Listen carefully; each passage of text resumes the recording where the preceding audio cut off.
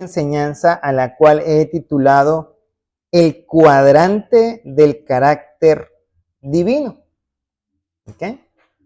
Todos los que hemos pasado por la escuela, ¿verdad? Sobre todo secundaria, prepa, pues sabemos que hay un plano cartesiano. No sé si les suena el nombre. Y ese plano cartesiano tiene cuadrantes. ¿Cuántos cuadrantes tiene el plano cartesiano? 4, ¿verdad? Porque es cuadrante. Primer cuadrante, segundo cuadrante, tercer cuadrante y cuarto cuadrante en el sentido antihorario. Se van contabilizando. Y hay 4 cosas en las cuales Dios refleja todo su carácter.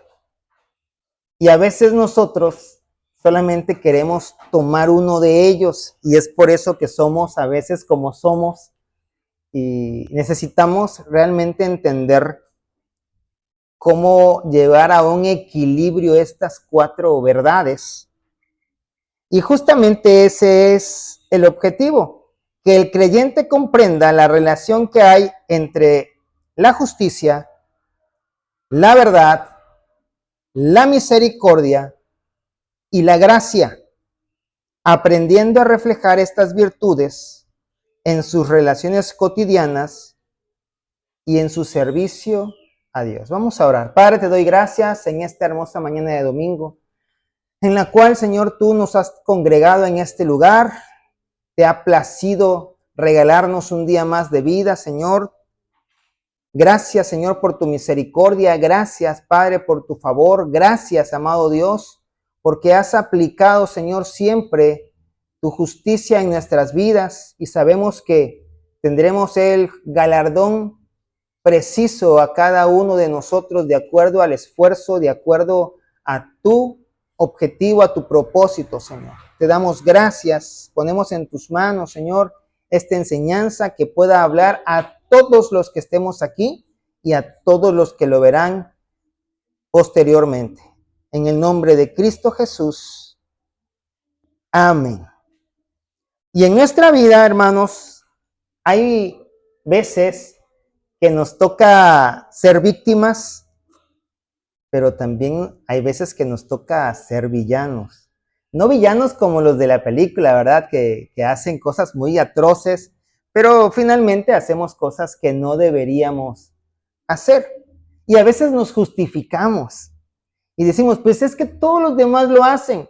Bueno, si tú ya sabes que eso no está bien, el hecho de que muchos lo hagan no nos autoriza a hacerlo, ¿verdad? Pero cuando nosotros somos las víctimas, siempre estamos queriendo que Dios aplique su justicia, ¿cierto? ¿A cuántos de nosotros ha pasado que hay una persona que nos ha hecho daño o que ha querido hacernos daño, ¿verdad? Queremos que Dios, ¿verdad? Como aquellos discípulos, Señor, oramos para que descienda fuego del cielo y queremos aplicar la justicia de Dios. Pero Dios incluso en ese pasaje les demuestra la misericordia, ¿verdad? Diciendo, ¿de qué espíritu sois? Yo no vine a destruir, ¿verdad? Porque cuando somos nosotros los culpables, ahí sí nos acordamos que Dios es misericordioso. Señor, yo lo hice por desconocimiento, la verdad no te quería yo fallar, pero es que pues, soy humano, tú entiendes, ¿verdad? Soy débil. Ten clemencia conmigo, ten misericordia, que la consecuencia no sea tan grave. Y vemos por allí, ¿verdad? A David, después de haber tomado la mujer que no era de él, y que entonces el profeta vino y le dijo, tu hijo va a morir, y entonces se sentó en ceniza, se cubrió de cilicio, y estuvo allí padeciendo, humillándose, ¿verdad? Porque estaba clamando por la misericordia de Dios, pero Dios no solamente es misericordia, también es justicia. Y entonces Dios aplicó su justicia. Y su justicia Dios la aplica no para hacernos sufrir. Nosotros sufrimos porque, no sé, tenemos una afición por el sufrimiento, infringirnos el sufrimiento a veces nosotros mismos. Dios nos quiere librar del sufrimiento y por eso tiene reglas. Es como si yo voy por la calle, ¿verdad? Y ahí señalamientos que dicen no se estacione aquí, aquí está prohibida una vuelta, diferentes cosas, rayas en el piso para que pasen los peatones. Yo decido si obedezco o no obedezco. Si obedezco, ¿qué va a pasar? Voy a poder circular de una manera tranquila. Probablemente pueda yo evitar accidentes. A lo mejor haya otro que no lo obedezca y provoque un accidente conmigo, pero entonces yo no seré el culpable, ¿cierto? Pero ¿y qué pasa si yo no voy obedeciendo las señales de tránsito? Me veo un oficial que tiene la autoridad para ejercer la justicia y me va a ejercer la justicia, ¿verdad? Y ahorita, ¿verdad? Las multas no bajan de 3,000 pesos. Imagínese usted una quincena. Trabajar una quincena para pagar una multa, creo que, que no está bonito. Y generalmente hay personas que cuando llega el tránsito, ¿verdad? Siempre, no, échame la mano. Pero pues, ya nos echaron la mano, ¿verdad? Generalmente vemos nosotros que cuando hay un señalamiento nuevo, siempre hay un oficial cerca y como es nuevo, a lo mejor ni te diste cuenta e hiciste lo que no debías hacer. Y entonces el oficial te detiene, te llama la atención, oye, fíjate que ya hay un anuncio ahí que dice que lo que hiciste no lo debías haber hecho. Y tú, ay, sí es cierto, de veras, es nuevo, ¿verdad? Sí, por eso están allí, ¿verdad? Para irnos dirigiendo. Pero ya imagínese usted, pasado 8 meses, 9 meses, que ya no es nuevo, pues ya no es lógico que esté el oficial, ¿verdad? Ahora ya tienes que obedecerlo porque ya sabes que ahí está. Y entonces, si no lo obedeces, pues como dicen, te cae la voladora porque pues no hay de otra, ¿sí? Y generalmente en el mundo en el que nosotros nos tocó vivir, separan estos conceptos. Y por eso, ¿verdad? Hay personas que quieren vivir a su forma. Y dicen, no, pues es que Dios me ama así como soy. Sí, claro, te ama así como eres. Pero Él no te quiere así como eres. Perdón, no quiere que tú permanezcas así como eres. ¿Sí? Si yo llegué a los pies del Señor en la cárcel después de haber asesinado, ¿será que después de salir tengo que seguir asesinando? Pues no. Si llegué a los pies de Cristo después de haber robado, ¿será que después debería yo seguir robando? No, no porque Dios me vaya a cambiar o porque Dios vaya a bajar cada vez que me vea a punto de robar con una varita. Órale, Carlos, ¡pah! Eso no es tuyo. No, sino porque yo quiero agradar a Dios. Por eso la palabra misma nos dice, despójense ustedes. El mundo separa estos 4 conceptos, pero Dios los armoniza. Miren ustedes lo que dice Salmo 85, versículo 10. La misericordia y la verdad se encontraron. La justicia y la paz se besaron. ¿Sí? Estos 4 pilares que reflejan el carácter de Dios no son mutuamente excluyentes. Los que han visto matemáticas saben lo que es un evento mutuamente excluyente. Si pasa no pasa este otro. Y si pasan estos dos, estos otros dos no pasan, y así no son mutuamente excluyentes. Suceden de forma coordinada, ¿verdad?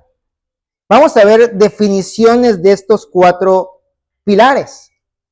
Puse en primer lugar la justicia, aunque en realidad no hay ninguno que sea primero que el otro. Todos tienen la misma jerarquía, ¿verdad?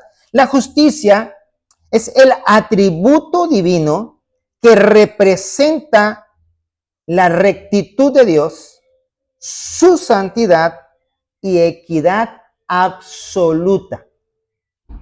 Eso es lo que representa su justicia. Él es un Dios justo.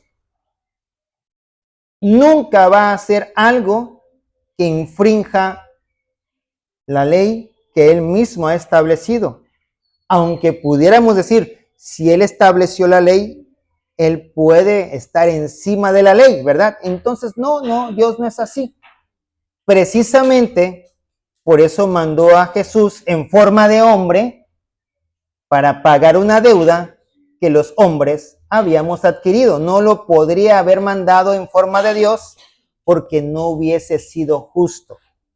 Imagínense ustedes, es como si en un partido de fútbol le dijéramos a Freddy, Freddy, júntate unos 15 muchachos más para hacer un equipo de fútbol. El equipo tiene 11, ¿verdad? Y aparte la banca. Y vamos a jugar contra niños de preescolar. A ver quién gana. Pues, obviamente, ¿quién va a ganar? Pues los de prepa. Pero si fuera justo, entonces vamos a jugar contra otra prepa. Ahora sí, a ver quién gana. Entonces fue lo que Dios aplicó, ¿verdad? Un hombre adquirió la deuda, un hombre tenía que pagar. Siendo Dios, ¿podría haber hecho otra cosa? Probablemente sí, pero no hubiese sido un Dios justo. ¿Sí? Y el diablo hubiera tenido herramientas para decir, no, no, no, no. No me convence porque esto no fue justo, ¿verdad? ¿Verdad? La realidad de quienes somos y quién es Dios. Y la palabra es verdad, ¿cierto? Y la palabra nos dice quiénes somos nosotros. ¿Quiénes somos nosotros? Hijos de Dios. Pecadores, ¿verdad? Sí, somos hijos de Dios, es cierto. Pero todos somos pecadores. Sean o no sean hijos de Dios, todos somos pecadores. ¿Sí? Unos con más prácticas que otros. Pero al final, ante la presencia de un Dios santo, todas las cosas que no están dentro de su estándar, pues entonces son pecados. ¿Sí? ¿Y quién es Dios? El creador de todo, el dueño de todo, ¿verdad? Esa es una gran verdad. Y eso es lo que nosotros siempre debemos tener en cuenta. Su palabra es verdad y entonces yo no puedo aplicar justicia sin basarme en la verdad de Dios. Allí se relacionan estos dos pilares, estos dos cuadrantes. Misericordia significa no recibir el castigo que merecemos, ¿verdad? Es como cuando tú vas en tu carro, no ves una señal de tránsito y cometes una infracción. Viene, como dicen en los videos, ¿no? El señor justicia, ahí está tu multa, papito, porque pues ahí estaba el señalamiento, hiciste como que no lo viste e hiciste lo que no debías hacer, ahí está tu multa. ¿Es justo? Sí, es justo. Porque a toda acción corresponde una reacción. A toda cosa que hagamos mal, una corrección. ¿O alguno de nosotros dejamos a nuestros hijos sin corrección cuando hacen algo incorrecto? No, ¿verdad? Eso es justicia. La verdad es que yo cometí una infracción. La verdad es que allí había un señalamiento. Y la verdad es que yo no debí hacer lo que hice. Voy antes de los 15 días y aplican misericordia conmigo. ¿Por qué? Porque ya no te cobran el total de la multa, te cobran la mitad. ¿Sí? Ya es un descanso. Imagínense, unos 3,500 pesos de multa, pues la mitad, ¿cuánto es? 1,750. Digo, ya no es que te los encuentres tirados, pero ya es más pagable, ¿no? Que 3,500. Aparte, si tú vas y te ven que obviamente también manifiestas que eres de escasos recursos, te hacen un descuento adicional. Pastor, ¿cuántas veces lo han infraccionado? No me han infraccionado, gracias a Dios, pero uno tiene que conocer de todo esto, ¿verdad? Para cuando, si acaso llegase el tiempo, porque puede pasar, o sea, somos humanos y todo el que camina puede tropezar, ¿cierto? Entonces, tienes que estar informado con antelación. Y ahí se ve la misericordia. el no recibir el castigo tal cual lo debía recibir. ¿Sí? Gracia, recibir el regalo que no merecemos. A lo mejor mi necedad me dice, no, pues si todos lo hacen, pues yo también. Pero gracias a todo esto que está sucediendo, yo aprendo. El hecho de que los otros lo hagan no significa que yo también lo voy a hacer. No porque mis compañeros estén haciendo trampa en el examen, significa que yo lo debo hacer. Como a ellos no los cachan, puede pasar que a ti sea el único que te cachen. ¿Sí? Yo conozco un señor, ese señor es mi papá, y me contaba que él siempre en sus clases estudiaba antes de sus clases. Y entonces el maestro, como él sabía que estudiaba, nunca le preguntaba a él. Siempre le preguntaba a otro y él estaba. Y nunca le preguntaba. Dice, ya, ¿para qué estudio? Si nunca me preguntan.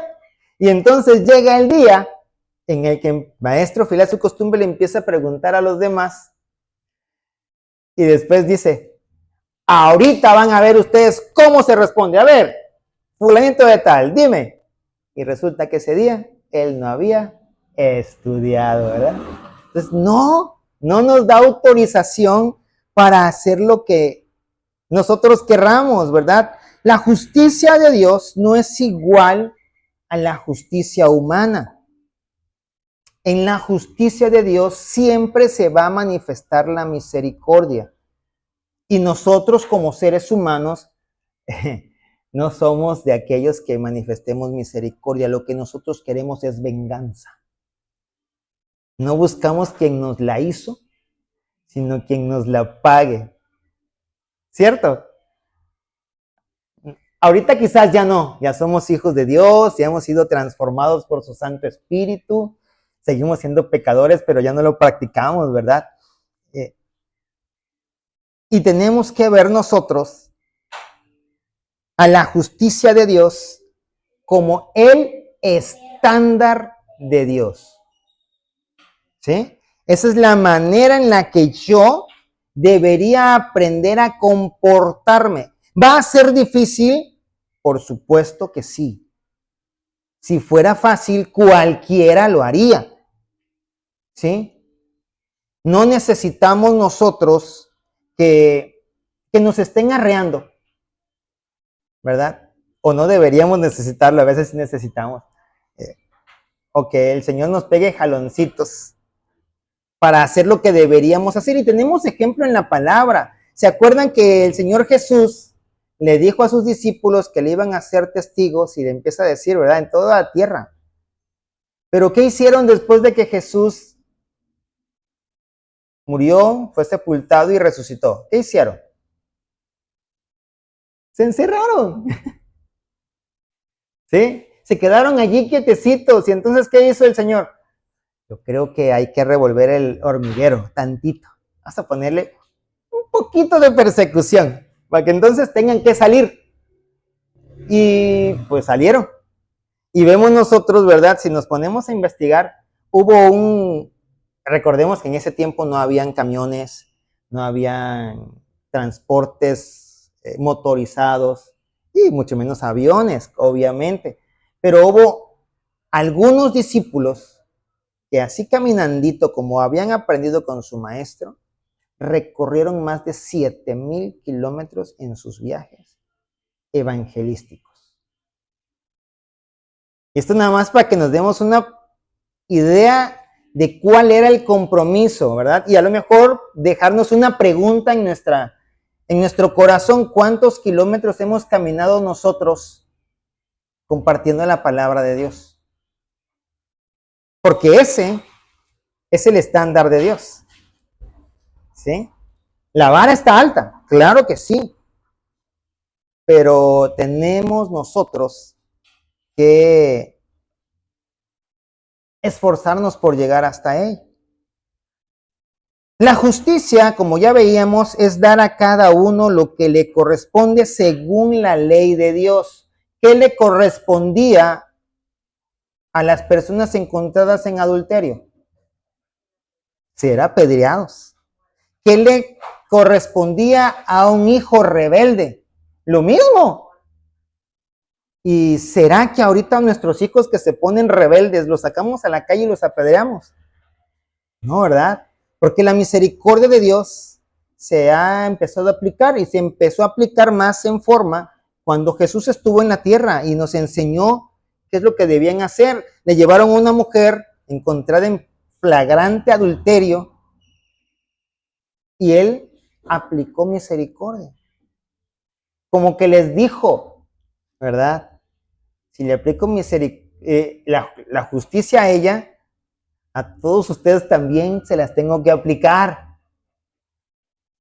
Hay un versículo, un pasaje en donde dice que el nombre de los pecadores está escrito en la tierra. ¿Sí? Por eso, haciendo referencia a este pasaje, fue que Jesús se agachó y empezó a escribir. Es ahí donde yo me doy cuenta que ciertamente estaba escribiendo el nombre de todos. ¿Sí? Y ellos, que eran estudiosos de la Torá, estudiosos de los pergaminos, sabían que esto estaba establecido y entendieron, ¿verdad? Entonces Dios no puede ignorar el pecado porque Él es justo, Él es santo. Definitivamente nuestro pecado va a tener consecuencias.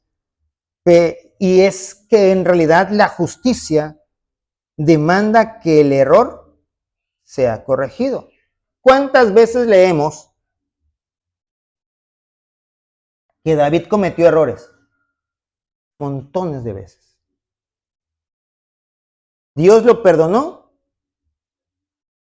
No, pero aplicó misericordia. Cuando su hijo murió, ¿será que hubo perdón? No, pero aplicó misericordia. Después, más adelante, también aplicó misericordia. ¿Sí? Entonces, vemos nosotros que la justicia de Dios se aplica sí o sí. ¿Por qué? Isaías 30:18. Porque Jehová es Dios justo. No puede haber en nuestro corazón la idea de que Dios va a pasar por alto nuestro pecado, ¿eh? Y eso es lo que a nosotros nos debe llevar a un compromiso tan grande que podamos decir, quiero esforzarme por no ofender a Dios. Quiero esforzarme por hacer las cosas como Dios las establece, sabiendo que Dios es justo. Aunque muchas veces abogamos más por la misericordia que por la justicia. Nos olvidamos quizás que Dios es justo. Una vida cristiana sin justicia es una fe sin integridad. Debemos ser personas de palabras y de actos rectos. No hacer las cosas mal diciendo, pues al cabo que Dios me va a perdonar. Porque era la manera en la que el pueblo de Israel empezó a actuar, ¿verdad? Porque pues ya sabían, un pecado, un becerro. Entonces empezaban a criar sus becerritos. Entonces ya contaban, tengo 100 becerros, puedo cometer 100 pecados, ¿verdad? Y ya. Entonces no es así. Tenemos que entender que ciertamente Dios es misericordioso, pero que también es justo. Siguiente pilar, misericordia. Esta misericordia es el freno del juicio. ¿Sí? ¿Qué correspondía, según la ley, a alguien que asesinaba a otro? La palabra de Dios nos dice que la ley decía, ojo por ojo, mano por mano, vida por vida. Entonces, si tú matabas a alguien, ¿qué pasaba contigo?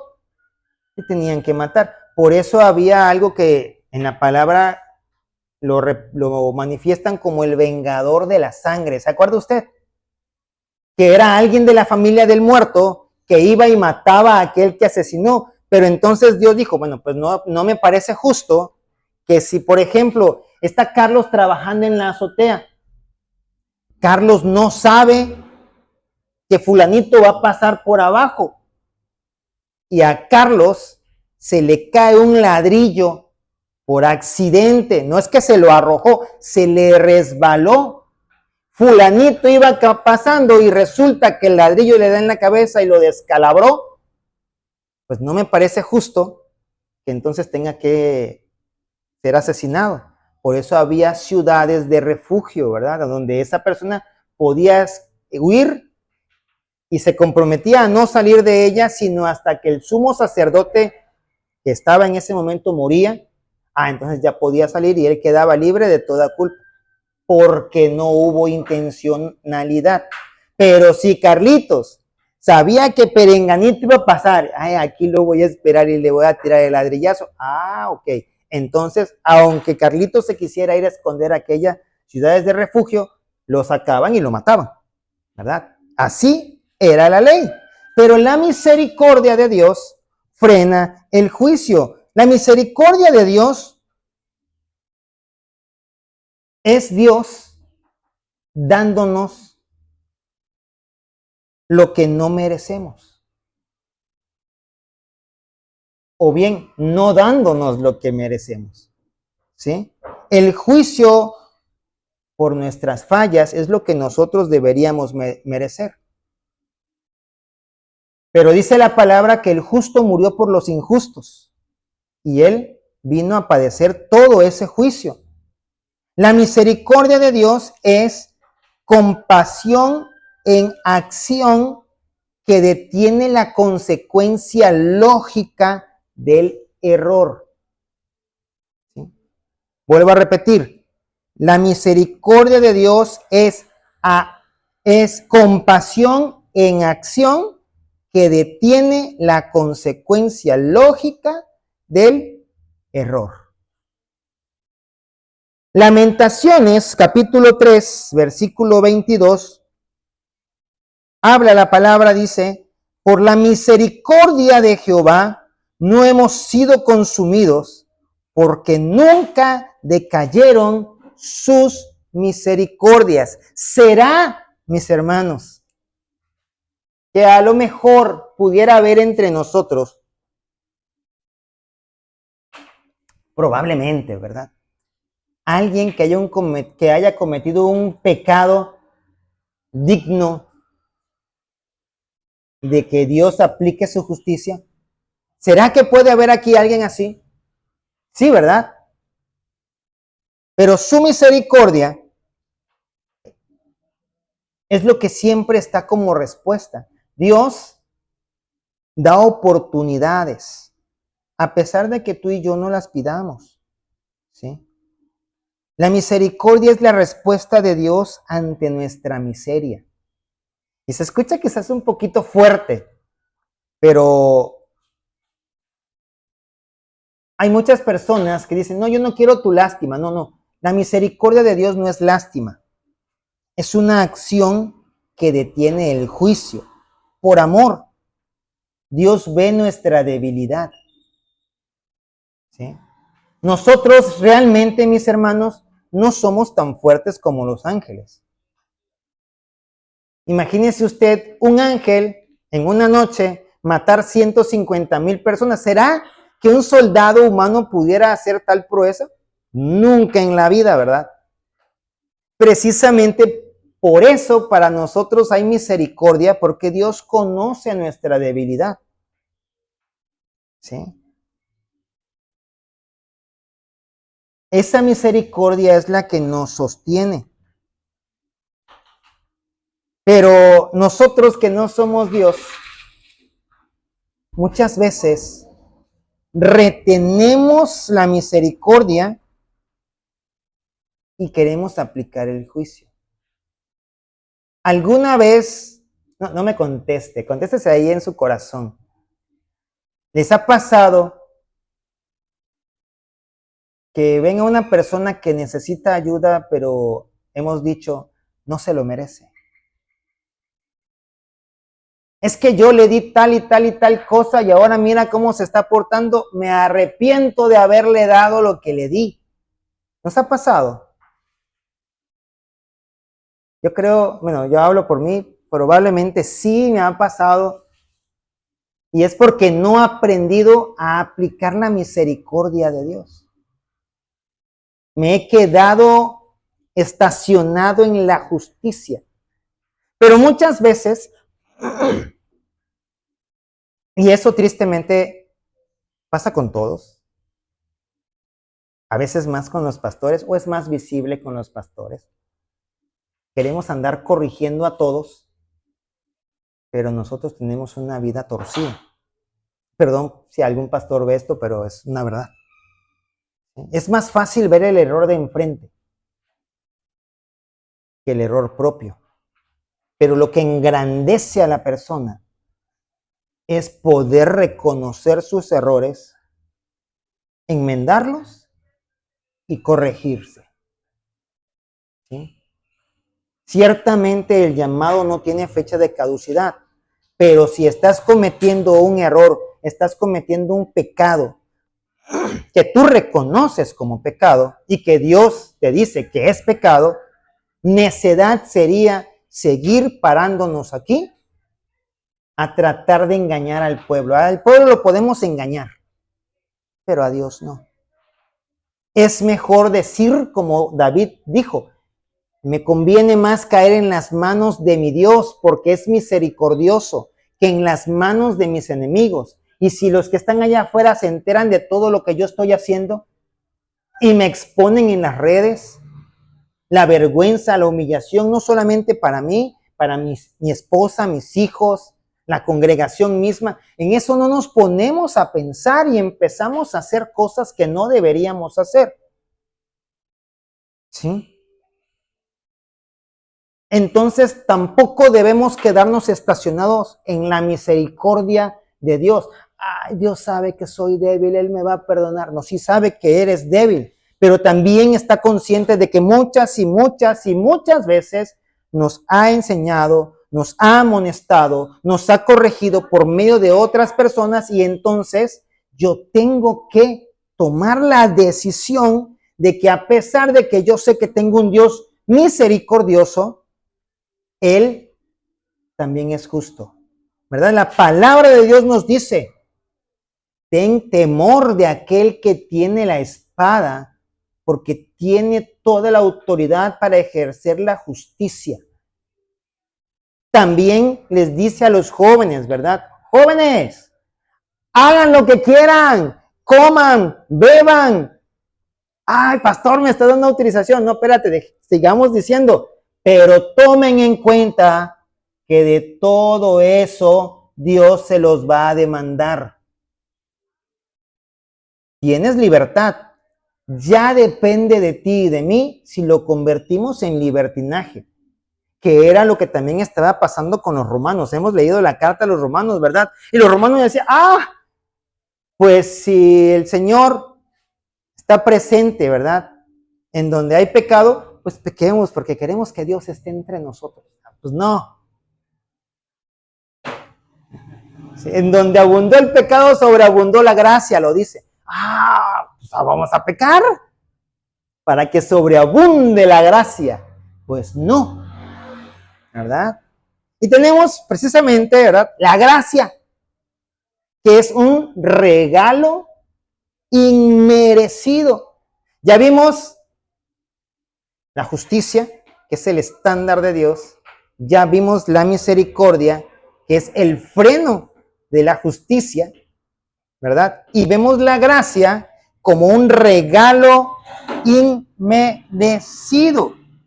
Si la gracia nos quita el uniforme de prisioneros, si la misericordia nos quita el uniforme de prisioneros, la gracia nos pone el anillo de hijos. ¿Será que un violador, será que un asesino, será que un mentiroso, será que un fornicario merecía ser hijo de Dios? Pero a Dios le plació no solamente perdonarme a mí, sino abrazarnos como aquel hijo pródigo. ¿Se acuerdan de ese pasaje, verdad? que el padre no solamente lo esperó, bueno, pues, que venga, no, el padre lo salió a alcanzar, lo abrazó, como venía, ya sabemos la historia cómo venía, ¿verdad? No venía limpio. Nosotros tampoco llegamos limpios a los pies de Cristo. Pero Él nos puso ropas nuevas, limpiecitas, anillo en nuestro dedo, sandalias en nuestros pies.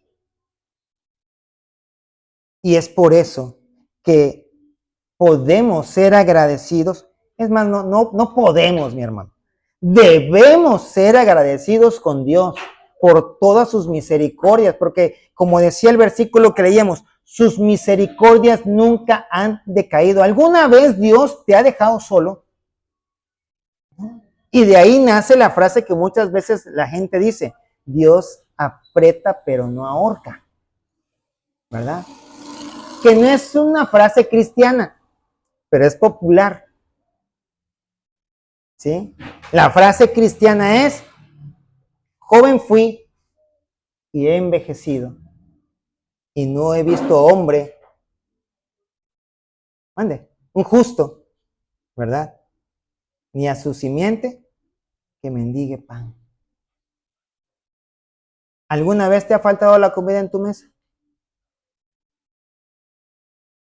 Cuando menos, algo siempre hay, ¿verdad? Cuando menos palabra de Dios, que es el mejor alimento para nosotros.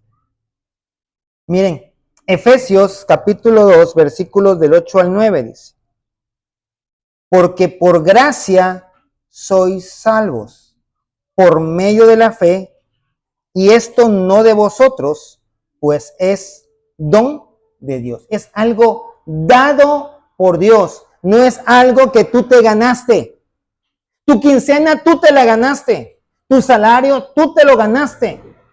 Pero la palabra de Dios dice que esa es la dádiva de Dios, algo que Él te quiso dar, que no te esforzaste por ello, que no trabajaste por ello, pero que Él te regaló.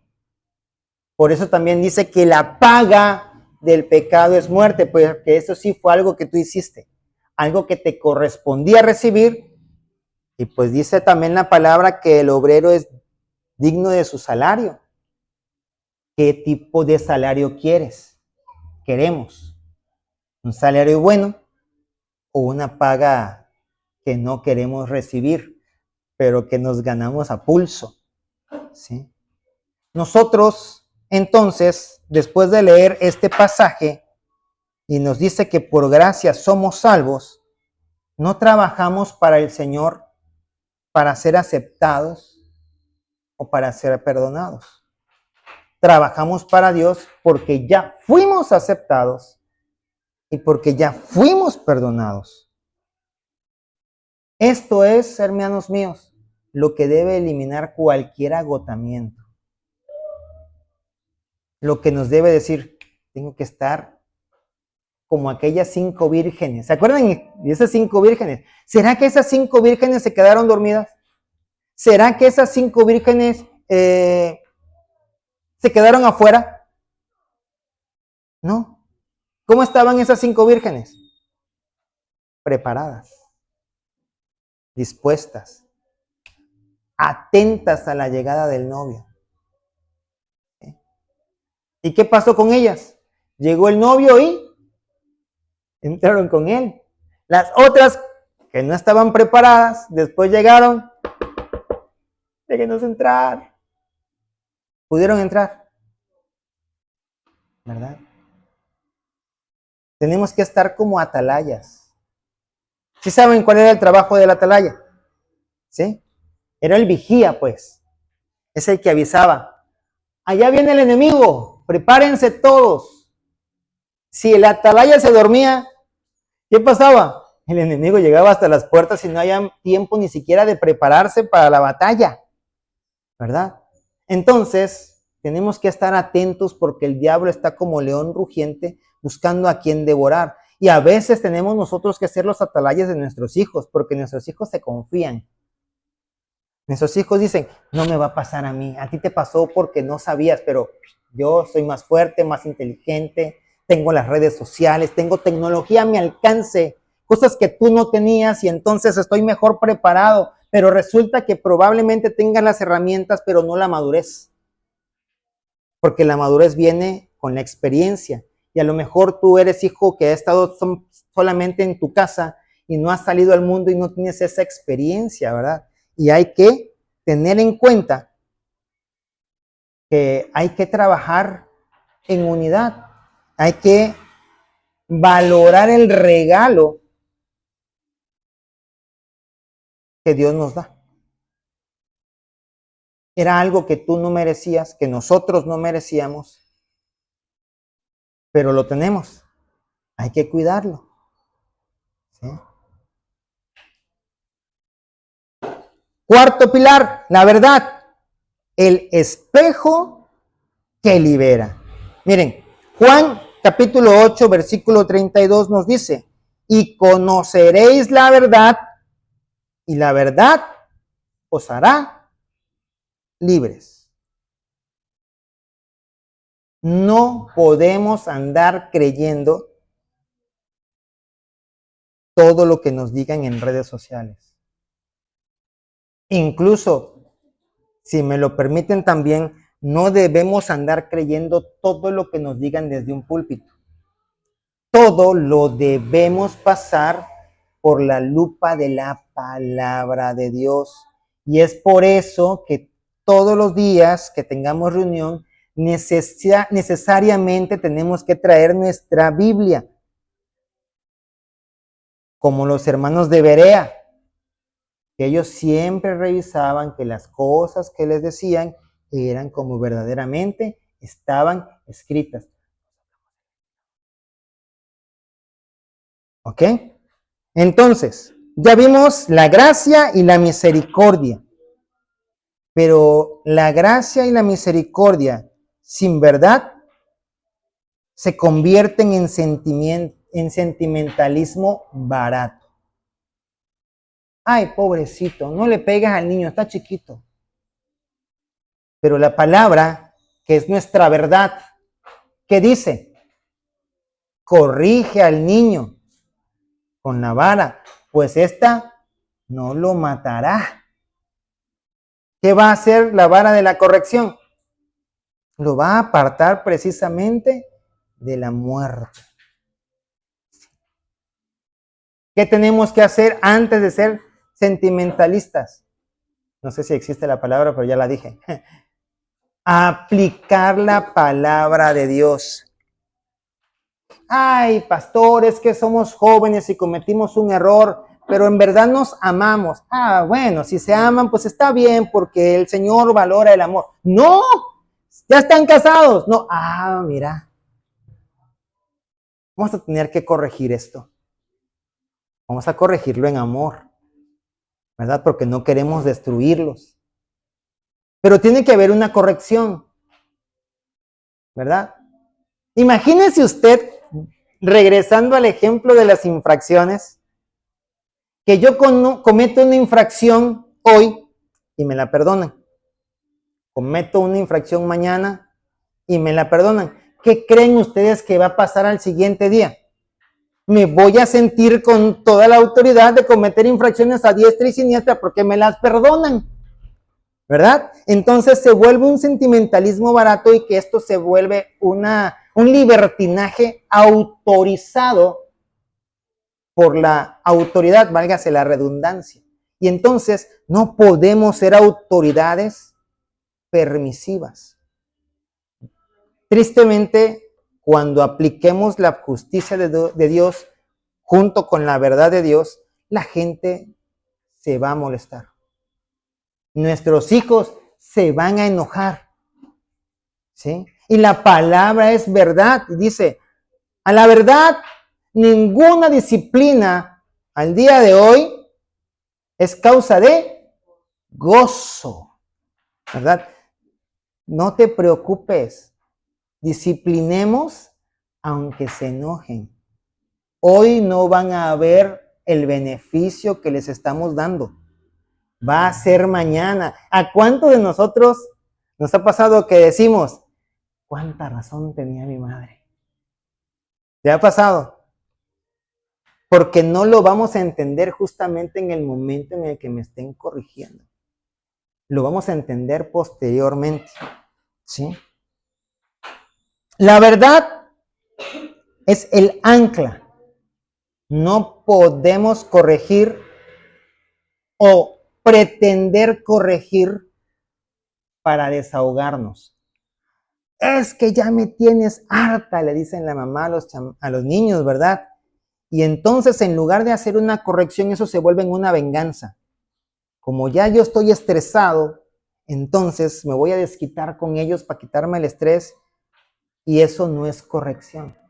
Eso me va a llevar a la rebeldía de mis hijos, porque dicen, ok, espérate, tiré el agua, o sea, no maté a nadie. ¿Por qué me dieron tanto? Si me tundieron hasta para llevar, ¿verdad? Tiene que ser algo justo. Precisamente por eso muchas veces en la palabra encontramos que dice, mía es la venganza, dice el Señor, porque Él no va a destruir a menos que sea necesario. ¿Sí? Necesitamos nosotros vivir estas verdades. La verdad, que es su ley, que es su palabra, nos deja al descubierto como pecadores. Y entonces, yo conozco una familia en donde son 6 ellos, y obviamente hay uno más chiquito. Y estaban todos a la mesa, y un día el más chiquito tiró la bebida. Estaban almorzando, tiró un accidente, ¿verdad? Estaba comiendo algo con grasa, trató de tomar su vasito, su mano estaba engrasada, y como era una mano pequeña, se le resbala y cae. Se para el papá, le da sus respectivos cintarazos, ¿verdad?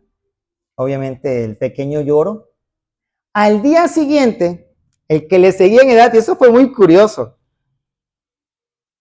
tira el agua otra vez. Se para el papá, que es la autoridad, le da sus cintarazos respectivos, se sientan. Al siguiente día, al otro.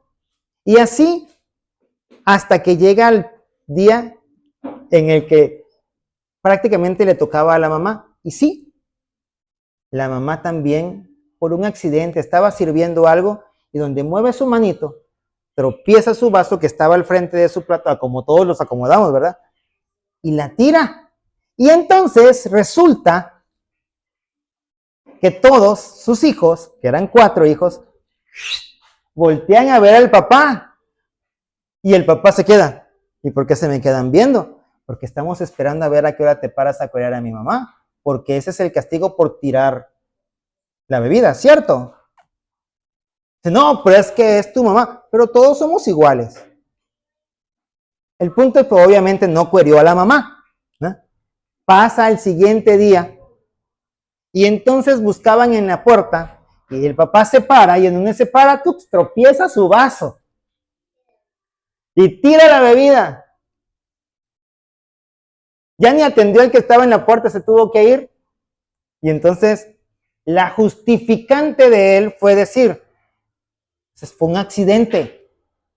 Y entonces los hijos, ¿verdad? Con mansedumbre dijeron, cuando yo lo tiré también fue por accidente. Y me castigaste.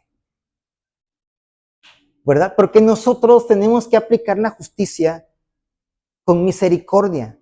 Antes de tratar de dar la reprensión, indaga todo. No te dejes llevar por lo que tú estás viendo. Hay más cosas que debemos nosotros revisar. ¿Sí? Y estos 4 pilares, este cuadrante del carácter divino, tiene el punto de encuentro en la cruz. Y aquí vamos a ver estas 4 verdades en acción. La podemos ver en muchísimas más partes, ¿verdad? Pero yo quise poner este ejemplo aquí. Dice Lucas capítulo 23, versículos 40 al 43, dice, Y respondiendo el otro, les pongo en contexto, está Jesús crucificado, a sus lados hay malhechores también crucificados. Uno le reclama a Jesús y dice, bueno, sálvate tú y sálvanos a nosotros. Pero el otro dice, respondiendo el otro, le reprendió diciendo, ¿ni aún temes tú a Dios estando en la misma condenación? ¿Qué estaba haciendo esta persona?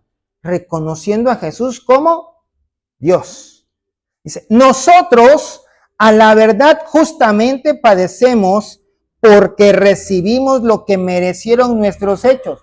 Note usted que él estaba reconociendo su condición de pecador.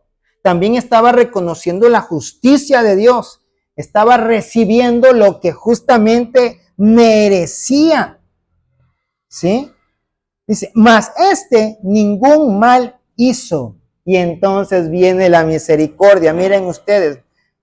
Y dijo a Jesús, acuérdate de mí cuando vengas en tu reino. Entonces Jesús le dijo, de cierto te digo que hoy estarás conmigo en el paraíso. Era un regalo que el malhechor ni siquiera le pasaba por su mente, ¿verdad?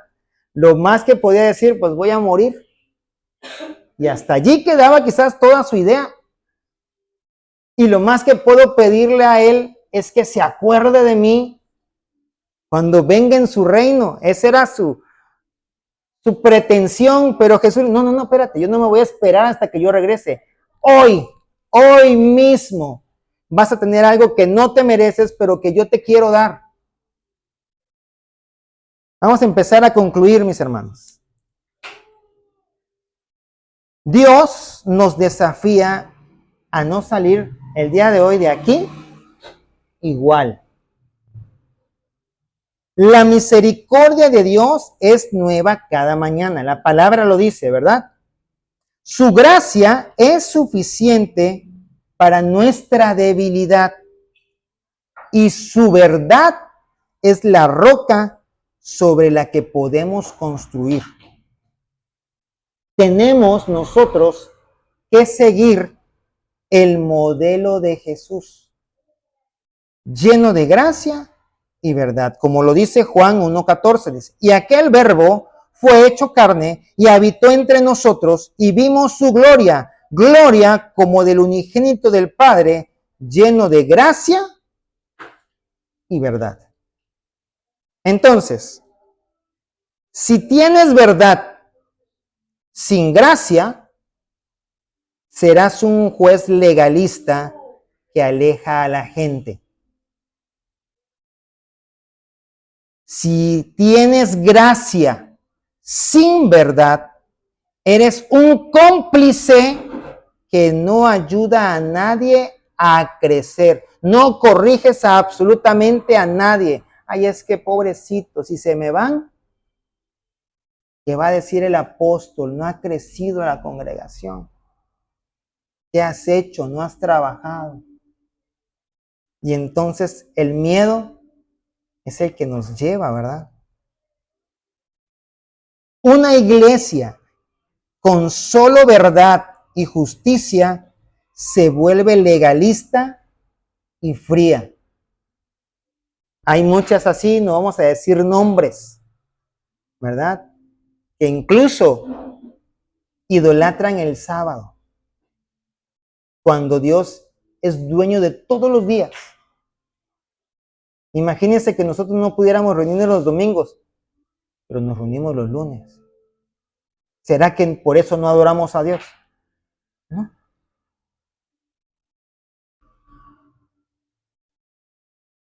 Una iglesia con solo misericordia y gracia se vuelve moralmente irrelevante.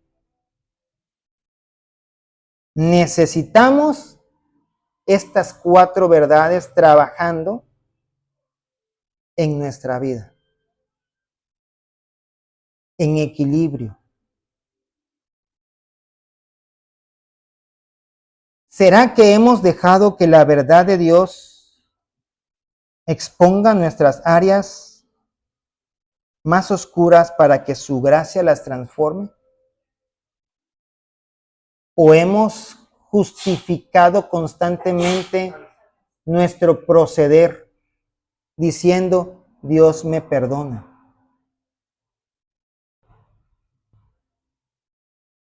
¿O Dios te puede cambiar? ¿Cuántas veces hemos evangelizado de esa manera? Hay que evangelizar de la manera adecuada. Dios, mi hermano, no te va a transformar como una varita mágica. El cambio viene por una decisión personal, a través de su palabra, de su verdad. Es la que me va a ir transformando. Y les quiero dejar un reto. A ver quién de nosotros lo puede hacer. Porque va a estar difícil el reto, ¿eh? Esta semana busquemos a alguien que merezca tu juicio. O que quizás ya has juzgado. Y regálale misericordia. Regálale tu perdón. Busca a alguien que no merezca que lo ayudes porque lo has visto cometer infinidad de errores. Y ora por él. Ayúdalo. Porque esto, mis hermanos, es lo que Dios ha hecho contigo y conmigo. Nos ha visto cometer errores, así como nosotros hemos visto a otros, y nos ha perdonado. Él sabe que la paga del pecado es muerte, y a pesar de habernosla dado, nos da de su misericordia. Y nosotros a veces somos un poquito duros cuando se trata de juzgar al de enfrente.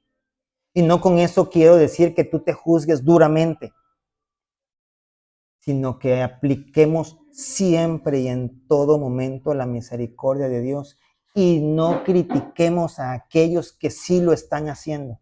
Ay, es que tú eres muy blandito. Ay, es que tú a todos le das. Es que tú a todos ayudas. Y nadie te ayuda a ti, pero tú estás viendo que Dios es el que está ayudando a esa persona. Entonces, algo bien debe estar haciendo a esa persona, porque le está indicando, ¿verdad? Ayuda a todos, pero a todos le va diciendo, mira, Dios dice así en su palabra. Mira, Dios trata. Entonces, seamos como Dios quiere que verdaderamente seamos, y les dejo ese reto por allí. Espero en Dios que Él mismo nos ayude para poderlo llevar a cabo. Y si lo logras, la invitación también es a que vivamos así. Vamos a ponernos en pie y vamos a orar, por favor, para dar por terminada la enseñanza del día de hoy. Padre, te doy gracias, porque cuando lo que merecía era muerte, tú me regalaste tu vida. Porque cuando lo que merecía, Señor, era pasar sufrimiento, escasez, tú, Señor, a través de tu verdad, me fuiste transformando hasta el punto de decidir querer seguirte a ti. Seguirte a ti es caminar como tú caminaste. Definitivamente reconozco que no soy perfecto, pero también te pido, Señor, que me ayudes a continuar en tus caminos, continuar esforzándome por ti, para que entonces cuando tú vengas en tu segunda venida, pueda yo estar gozoso al lado tuyo, compartiendo todo lo que tú tienes para mí. En el nombre poderoso de Cristo Jesús te doy gracias, amado Dios. Amén y amén.